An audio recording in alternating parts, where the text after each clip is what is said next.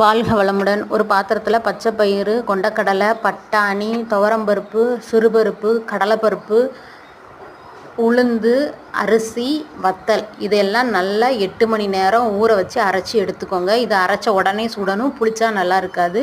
அது அரைச்சதுக்கப்புறம் ஒரு பாத்திரத்தில் எண்ணெயை சூடு பண்ணி அதில் கொஞ்சோண்டு சீரகம், வெங்காயம், காயம், அது கொஞ்சம் வதக்குனதுக்கப்புறம் தக்காளி இதெல்லாம் போட்டு நல்லா வதக்கிட்டு இதுலேயே கருவேப்பிலை கொத்தமல்லியும் போட்டு வதக்குங்க. கொஞ்சம் வதங்கினதுக்கப்புறம் அடுப்பை ஆஃப் பண்ணிவிட்டு அதில் கொஞ்சோண்டு தேங்காய் துருவலையும் சேர்த்து அந்த அடுப்பு சூட்லேயே கலந்து நம்ம அரைச்சி வச்சுருக்கிற மாவில் கொட்டி கலந்து தோசைக்கல்லில் தோசை மாதிரி ஊற்றி எடுத்துட்டிங்க அப்படின்னா நம்மளோட அடை தோசை அல்லனா பருப்பு தோசை தயாராகிட்டு. இந்த பருப்பு தோசையோட ஃபுல் வீடியோ இனியா மேரி வீடு சேனலில் நாளை காலையில் 12 மணிக்கு வரும். எல்லோரும் மறக்காமல் பாருங்கள். இனியா மேரி வீடு சேனலை எல்லோரும் சப்போர்ட் பண்ணுங்கள்.